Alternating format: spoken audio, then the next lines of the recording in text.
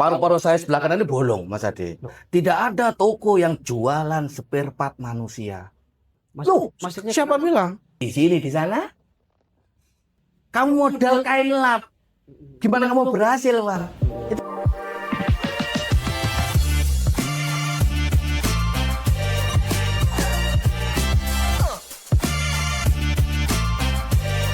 Assalamualaikum warahmatullahi wabarakatuh. Waalaikumsalam warahmatullahi wabarakatuh. Halo semuanya, kembali lagi di obrolan alat berat bersama dengan para profesional. Kita akan ngobrol santai tentang dunia alat berat.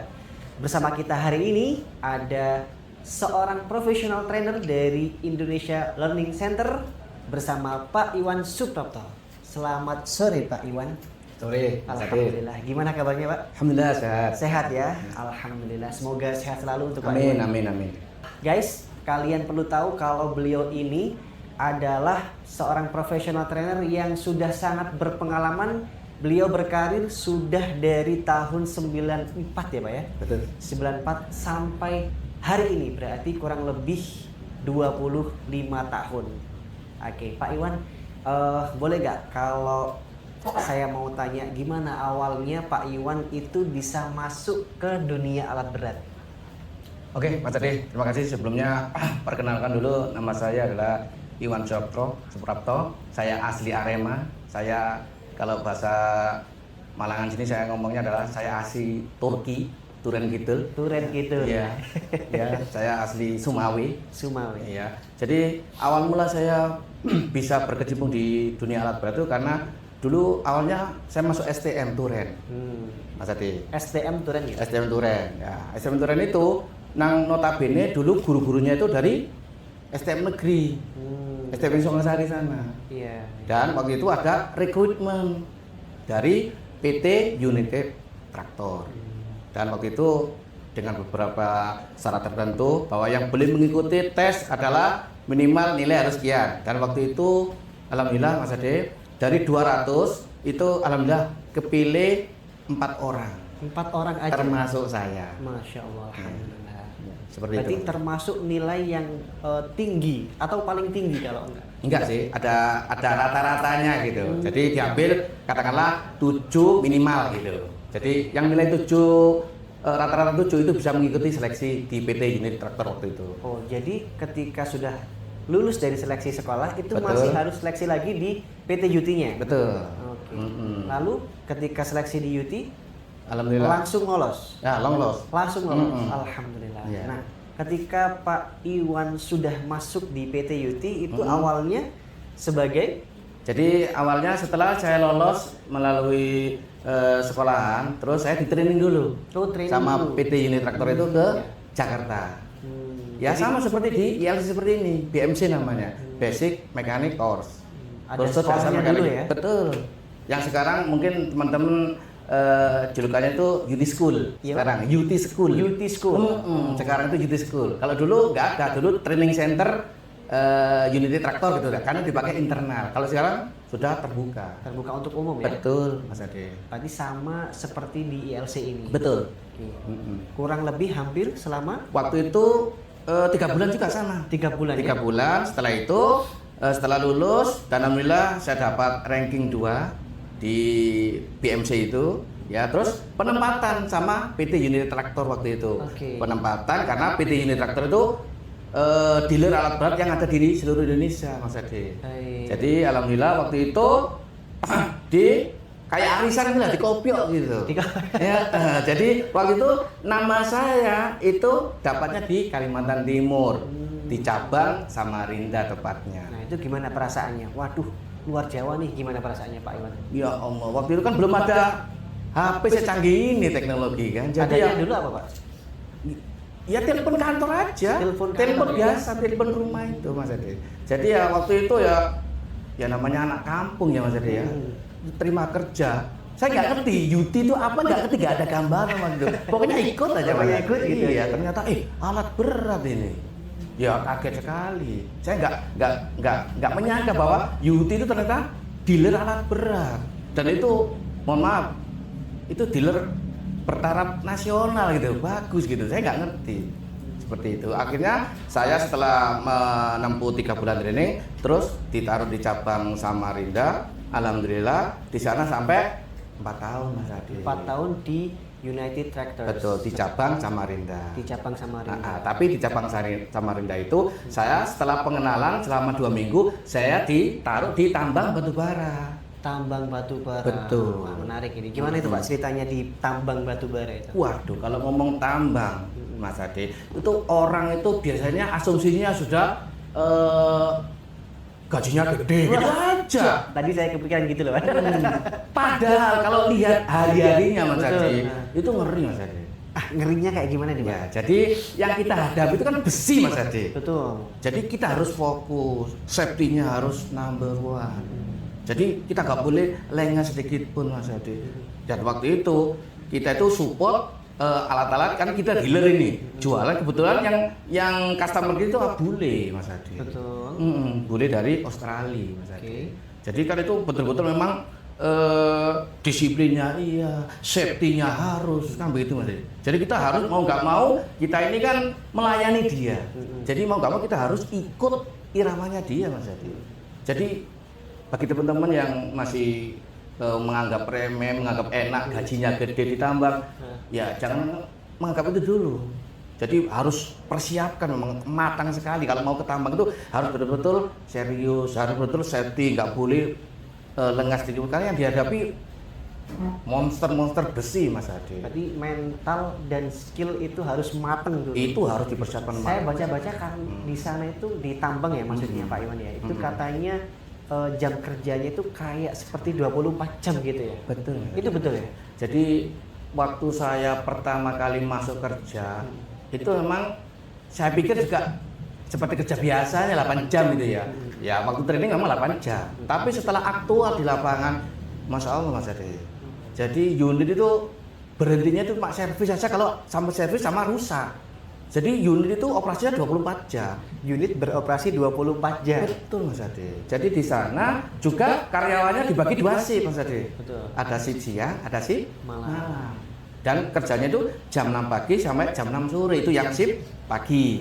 Yang shift malam jam 6 sore sampai jam 6 pagi lagi. Dan itu kalau fisiknya nggak bagus, Iya, nah itu fisik juga ya. wah itu yang harus dipersiapkan betul-betul. Lalu bagaimana Pak Iwan pada saat itu kemudian apa ya? Kan Pak Iwan ini kan termasuk, mungkin kalau cerita Pak Iwan tadi kan kaget, wah seperti ini tuh Pak. Itu bagaimana melawan semua rasa seperti itu kemudian bisa survive sampai akhir itu gimana ceritanya Pak? Jadi awalnya itu memang ya kita kalau nggak kenal itu nggak sayang ya. Ya memang awalnya itu kita harus mengikuti, ya memang terpaksa dulu. Awalnya terpaksa karena mau nggak mau harus ikut seperti itu. Akhirnya kita adaptasi. Dengan adaptasi itulah akhirnya hari demi hari, minggu demi minggu, akhirnya kita jalani. Akhirnya ya besi-besi monster itu ya menjadi sahabat kita tiap hari. Karena memang mau nggak mau awalnya dari memang harus dipaksa seperti itu. Jadi di sana itu adaptasinya bukan hanya dengan manusia-manusianya aja, tapi dengan kondisi di lapangan juga ya. Betul. Termasuk monster-monster besi Betul. tadi gitu ya. Ada pengalaman nggak Pak Iwan di apa ya, di tambang atau ketika di lapangan itu punya kenangan yang kayaknya itu berat banget gitu? Jadi kalau di tambang itu memang yang pertama adalah yang tantangan bagi kami semuanya adalah ya itu tadi, kita harus betul-betul fokus, kita harus menghadapi cuaca, mau debu ya kena debu, mau hujan kehujanan, panas kepanasan. Ya jadi kita harus siap semuanya, mental kita, Mental, fisik, skill, pengetahuan kita harus bagus juga di sana. Karena semuanya diterapkan di lapangan. Mas Ade. Apa yang terjadi jika seorang mekanik ya lengah dalam servis alat besar tadi? Apa yang akan terjadi? Jadi naudzubillah min dzalik ya Mas Ade ya. Jadi banyak terjadi accident Mas Ade. Kalau orang itu biasanya nggak fokus, terus nggak punya pengetahuan tentang safety. Makanya saya selalu sebagai pendidik di sini selalu mengingatkan 2 hal tentang safety Mas Ade. Apa itu? Tidak ada toko yang jualan spare part manusia. Ini penting. Mas Ade. Iya ya, nggak Nggak ada toko yang jualan spare part manusia. Mas Iya Ade. ya, nggak ada. Itu. Yang kedua adalah kalau ngomong safety, ya kecelakaan itu hitungannya detik Mas Ade. Tapi nanggungnya bisa seumur hidup. Kalau sampai kita diamputasi, kan kita nanggungnya seumur hidup Mas Ade. Betul. Padahal kejadiannya cuma sebentar saja, detik. Sekian detik. Betul Mas Ade. Dan itu yang memang harus betul-betul dibekali, dan selalu saya bicarakan di setiap pertemuan-pertemuan di ILC sini supaya mempersiapkan anak-anak seperti itu. Jangan sampai seperti ini, kan anak zaman sekarang mager. Nah ini. Tadi kan kita bicara tentang bagaimana kekuatan fisik itu juga pengaruh pada performa di lapangan. Betul. Nah, apa kemudian yang harus disiapkan sama teman-teman hari ini, anak-anak muda sekarang yang kemudian terjun di pertambangan gitu, agar mereka itu harusnya nggak mager karena itu akan beresiko tinggi ketika di lapangan. Betul. Apa yang Bapak sampaikan kemarin? Jadi saya selalu ngomong penyakitnya anak muda ini 3F Mas Ade. 3F. 3F. Apa itu Pak Iwan? Yang pertama adalah food, Makanan. ya makanan itu mengandung apa? 5P Mas Ade. Di 3F 5P. Enggak, maksudnya yang F yang pertama food itu kan makanan itu mengandung 5P di dalamnya itu. Iya. Ya, apa itu? Ya, pengawet, Pengawet, ya, terus penyedap, pengembang, pemanis, ya, itu semuanya ada di makanan. Kalau dia makanannya nggak dijaga, ya gimana mau masuk tambang? MCO-nya pasti gagal nantinya. Iya. Itu Mas Ade. Pertama yang harus diperhatikan adalah menjaga pola makan ya teman-teman ya, dan kualitas makanan tentunya. Pastinya. Menghindari makanan-makanan junk food dan Betul. sejenisnya. Lalu F yang kedua. Yang kedua tuh fashion. Fashion. Kenapa fashion? Iya, godaan terbesar laki-laki adalah perempuan Mas Ade. Wah, fashion itu maksudnya perempuan. Kenapa? Karena laki-laki kalau kerja nggak fokus, mikirin yang enggak, itu bahaya tadi itu, safety tadi itu. Nah, kan di lapangan nggak ada perempuan. Maksudnya siapa bilang? Di kantor ada, Mas Ade. Oh, Kantornya juga ada perempuan, pekerja perempuan. Iya. Nah itu. Makanya itu kemudian di ELC ini dibekali nilai-nilai spiritual Islam agar Betul. bisa menghindari hal-hal Betul, seperti supaya itu. Ya. menghindari pacaran, menghindari hal-hal yang bisa berbau-bau ke sana. Karena itu mengganggu sekali. Mengganggu apa? Konsentrasi. Konsentrasi. Kita. Betul. Lagi enak-enak benerin sesuatu kepikiran chat sama pacarnya. Itu sudah, itu sering terjadi begitu. Jadi teman-teman pikirkan dari sekarang, kalau kalian emang benar-benar serius jadi mekanik, udahlah lupain pacar-pacaran itu. Ya Pak Iwan ya? Betul. Nanti ada saatnya sendiri. Nanti ada saatnya sendiri. Nah sekarang F yang ketiga apa? F yang ketiga adalah, mohon maaf ya, fun. Fun. Saya hubungan dengan saya ngebiarkan HP gitu. Ya, HP itu setan gepeng menurut saya. Setan gepeng. Saya nyebutnya setan gepeng HP. Baik. Kenapa? HP itu merusak semuanya generasi muda. Mohon maaf. Apa yang dipegang sama anak muda kalau sudah pegang HP? Game paling. Game. Terus lupa waktu. Lupa waktu. Itu yang khawatir saya. Makanya itu saya selaku di sini itu PCB, personality character building, itu selalu saya ingetin Mas Ade untuk 3F ini betul-betul di manage karena itu pengaruhnya gede ke masa depan mereka. Baik. Nah dengan situasi kerja yang sangat mungkin kalau bisa saya bilang itu tinggi sekali, penuh resiko, harus fokus, Betul. always fokus dan lain Sehat. sebagainya. Bagaimana kemudian kita menjaga performa itu agar benar-benar bisa oke nih setiap hari kerja? Iya, ya alhamdulillah di sini Pak Jafar memberikan kita core value itu. Core value. Yang pertama spirituality. Itu artinya apa? Kita dituntut untuk mengingat hubungan kita dengan Allah Subhanahu Wa Taala. Mulai bekerja harus berdoa. Itu penting sekali menurut saya. Betul. Memang di luar teori macam, tapi segala sesuatu kan Allah yang berkehendak kan, Mas Ade. Sekurang-kurangnya ketika kita ingin melakukan sesuatu hal diawali dengan bismillah. Harus Mas Ade. Lalu Yang kedua, quality. Kenapa? Semua air mineral itu dikatakan aqua Mas Ade. Kan begitu kalau ngomong quality. Iya, betul. Semua sepeda motor dikatakan Honda. Loh, kan itu kan hal sepele. Iya. Jadi kita supaya bisa performa kita bagus, kita harus menjaga quality kita juga. Nah, gimana kita menjaga quality itu ya harus dibekali, tadi Mas Adi sudah ngomong, harus training dulu, safety-nya seperti apa, menjaga badan kita ini supaya bugar gimana, sehat gimana. Terus jangan lupa hubungan kita dengan Allah Subhanahu wa taala. Allah ya. Itu quality penting sekali juga. Quality. Yang ketiga adalah safety. Safety yang tadi itu ya. Tadi itu kalau saya ngomong safety, dua tadi itu jangan sampai dilupakan itu. Yang keempat adalah environment. Kalau saya bagi menjadi dua itu Mas Adi. Masih dibagi menjadi dua. Lingkungan itu lingkungan yang berhubungan dengan sekitar kita, kebersihan. Ya Indonesia. Dilarang buang sampah di sini, di sana. Boleh. Apa Indonesia ini? Terlalu cerdas. Betul. Kalau nggak dimulai dengan hati, kan begitu. Iya. Yang kedua, lingkungan yang berhubungan dengan teman. Oh, teman ini ngeri Mas Adi. Nah, apalagi katanya di pertambangan itu pertemanan itu harus benar-benar Betul Mas Adi. benar-benar dijaga, Pak ya. Betul. Karena ibaratnya kalau Mas Ade bergaul dengan penjual minyak wangi, Mas Ade akan merasakan Ikut wangi. Tapi kalau Mas Ade, mohon maaf ya, aku nggak menjelekkan sebuah profesi. Enggak. Ya, kalau zaman bergaul dengan tukang pandai besi, apa yang zaman rasakan? Panas kan? Panas. Artinya apa? Teman itu sangat mempengaruhi perkembangan diri kita. Apalagi kalau kita merantau Mas Ade. Bisa dua nih, bisa baik atau bisa buruk gitu. Karena tergantung lingkungan kita. Tidak ada yang mengingatkan kita, keluarga kita jauh. Itu Mas Ade. Seperti Jadi itu. teman-teman, jaga sosial lingkungan kita. Ya, itu sangat penting. Selain juga tadi menjaga diri sendiri, juga harus menjaga lingkungan sosial kita ya, karena itu sangat pengaruh sekali dengan performa kita. Oke.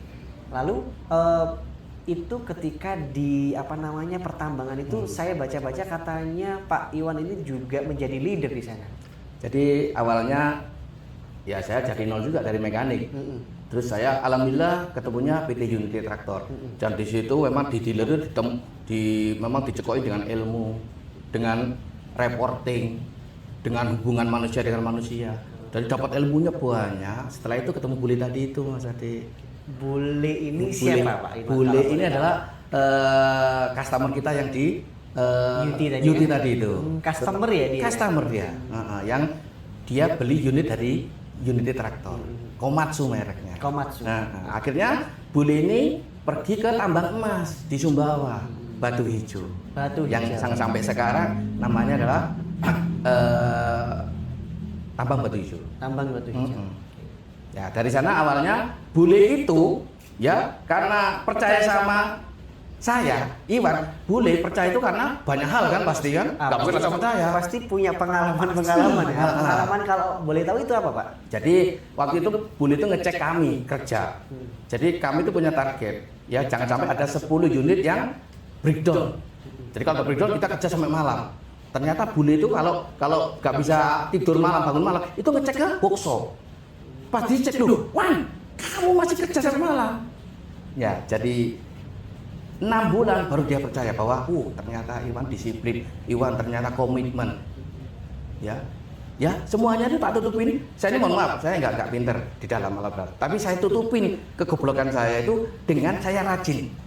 Jangan pilih-pilih pekerjaan Mas Ade. Semuanya apa yang ditugaskan saya kerjakan. Mau nyuci unit, oke. Nyuci bau, oke. Akhirnya apa? Alhamdulillah saya dipercaya sama Bule. Akhirnya Bulenya pindah. Akhirnya ingat sama saya, saya butuh mekanik ini. Akhirnya saya ditawari. Seperti itu awalnya, sehingga saya pindah ke tambang emas. Akhirnya ikut Bulenya ke tambang hijau tadi ya? Batu hijau. Di tambang batu hijau itu Batu hijau. Selama kurang lebih? Saya awal 98 sampai totalnya di tambang hijau 2019, jadi 21 tahun saya di sana. Mulai bujang Mas Adi. Iya.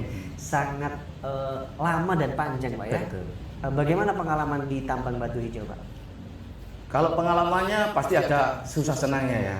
Jadi waktu di sana saya sudah pernah terjangkit penyakit paru-paru saya sebelah kanan ini bolong Mas Ade. Kenapa itu Pak? Ya ternyata setelah di analisa, saya kan sering di lapangan Mas Ade. Dan ini pesan buat semuanya. Iya. Kalau di lapangan itu kan banyak debu. Dan saya mengabaikan safety. Jangan pakai masker. Akhirnya debu silika masuk ke tubuh saya, sehingga saya sempat sebulan saya di rumah sakit, Mas Ade. Nah, itu juga Paru-parunya lubang. katanya seperti itu analisanya. Seperti itu. Itu pengalaman yang sampai saat ini saya terus share ke teman-teman kalau saya ngajar di sini. Supaya apa? Supaya betul-betul jangan meremehkan hal sepele. Akibatnya dampaknya banyak sekali.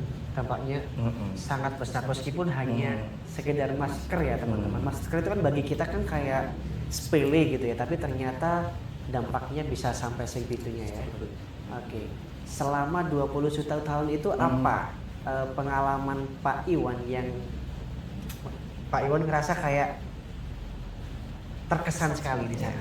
Ya di sana karir saya mulai ada sana, mulai dari mekanik di UT, pindah mekanik lagi selama 8 tahun. Jadi saya pegang kunci 12 tahun Mas Ade. 12 tahun. Pegang kunci. Terus akhirnya saya dipercaya jadi supervisor. Supervisor ya?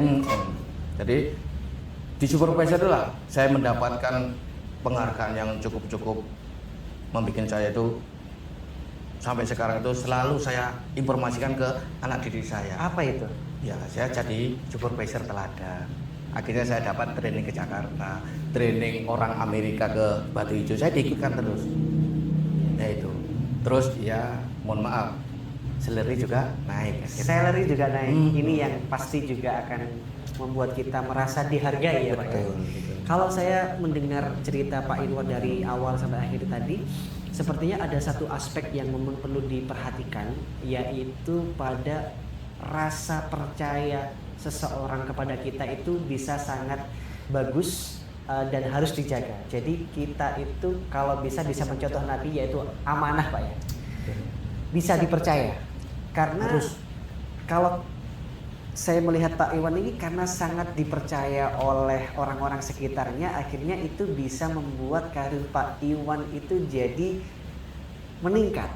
Alhamdulillah. Dan kemudian itu bisa juga secara value bisa meningkatkan salary dari Pak Irwan sendiri. Nah,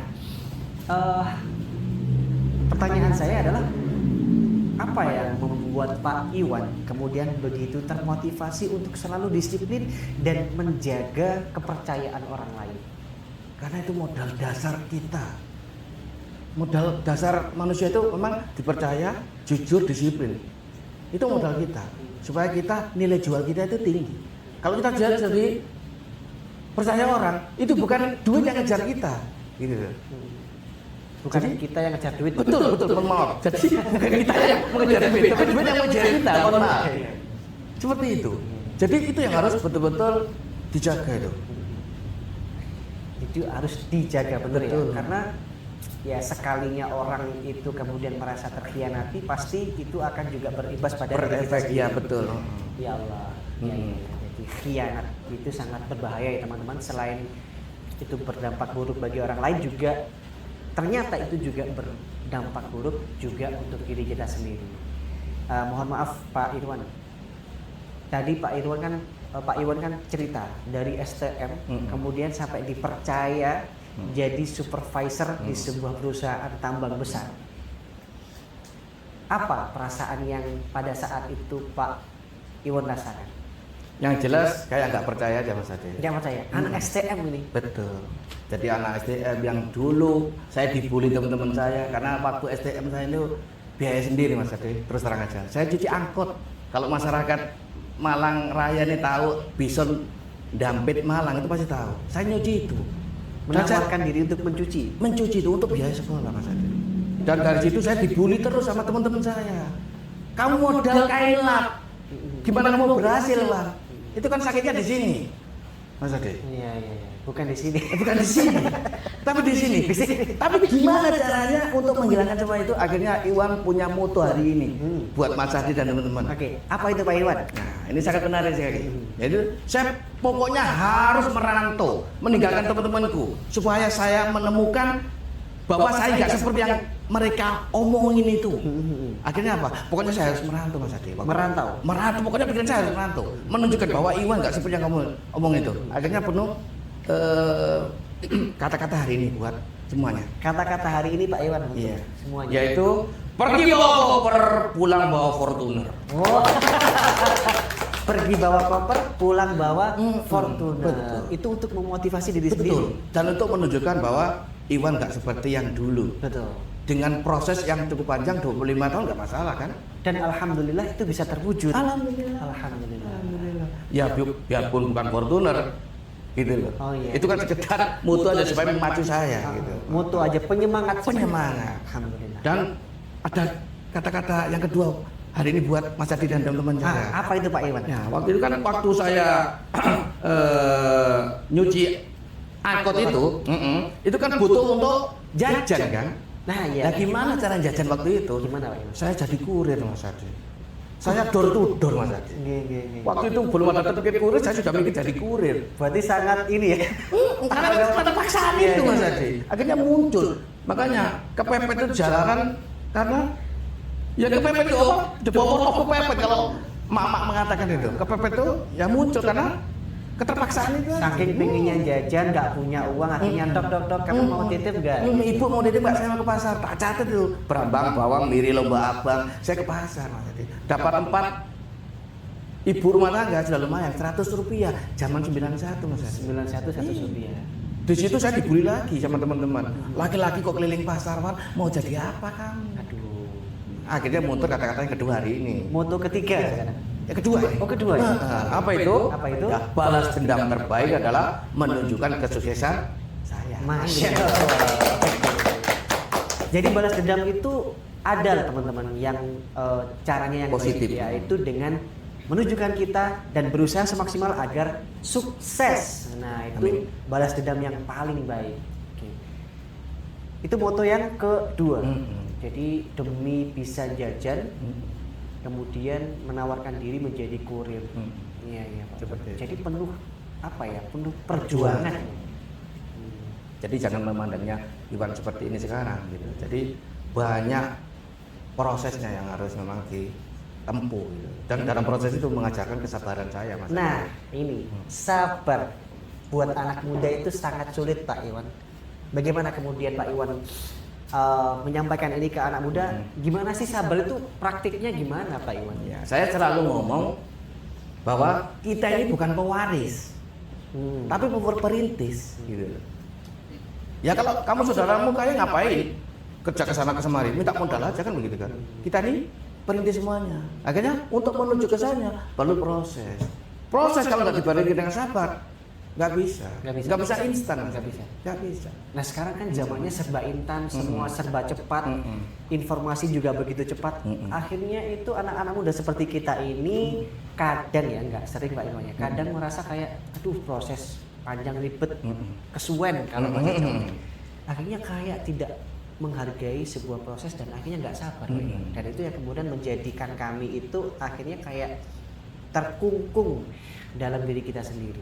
Nah, yang kami butuhkan sekarang adalah gimana praktek sabar itu gimana Pak Iwan? Dan di aplikasi kita sekarang itu.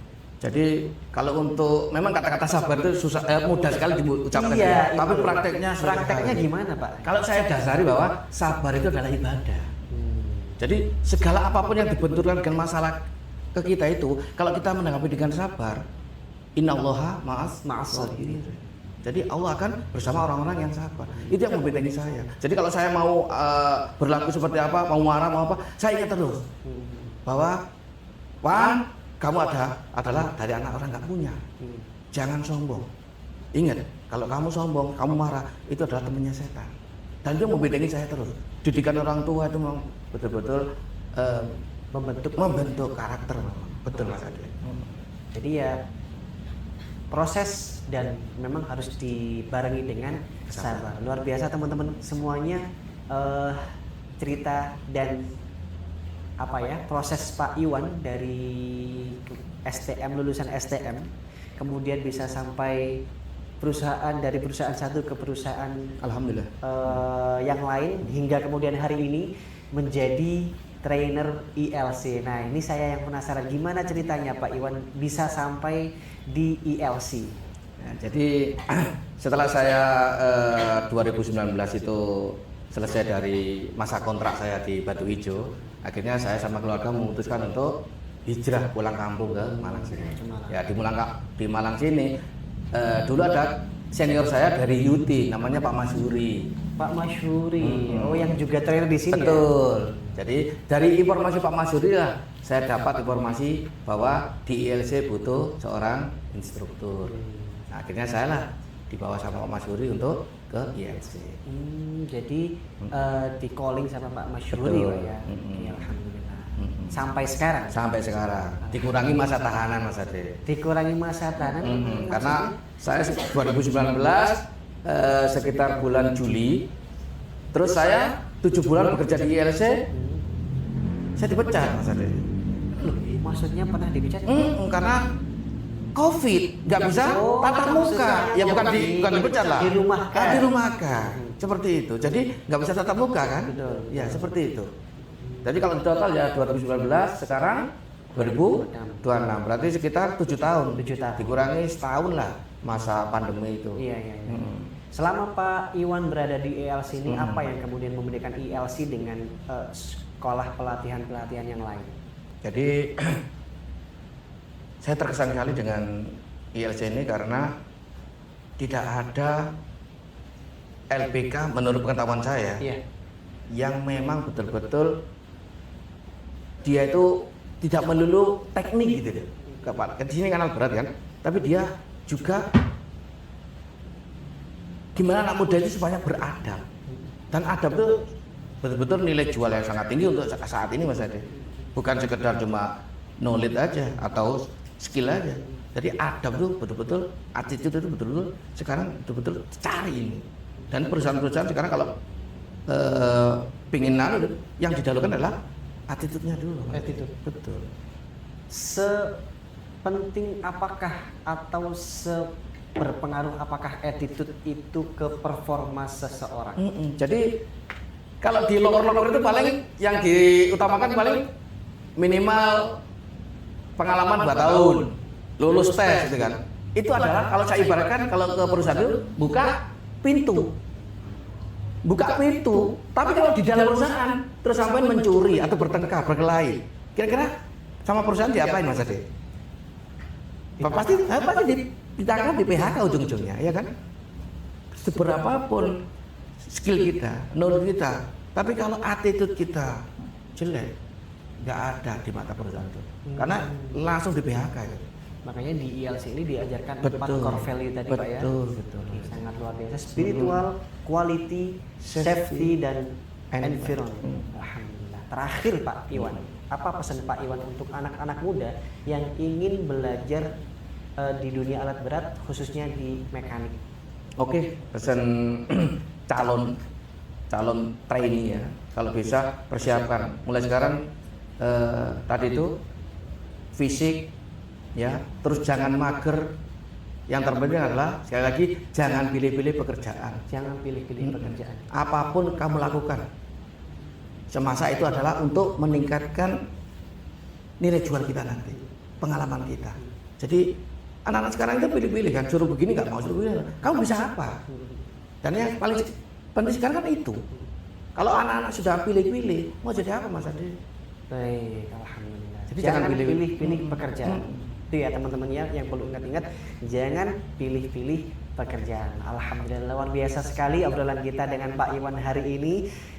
Sangat menginspirasi dan tentunya ini sangat bermanfaat sekali untuk teman-teman yang ingin terjun langsung ke dunia alat berat sebagai bekal agar kalian bisa benar-benar mempersiapkan dengan baik bagaimana menjadi mekanik-mekanik yang hebat dan handal. Betul. Terima kasih Pak Iwan. Sama-sama Mas Ade. Sampai berjumpa lagi. Untuk teman-teman terima kasih semuanya. Terima kasih. Kita jumpa lagi di episode selanjutnya di obrolan alat berat. Assalamualaikum warahmatullahi wabarakatuh. Waalaikumsalam.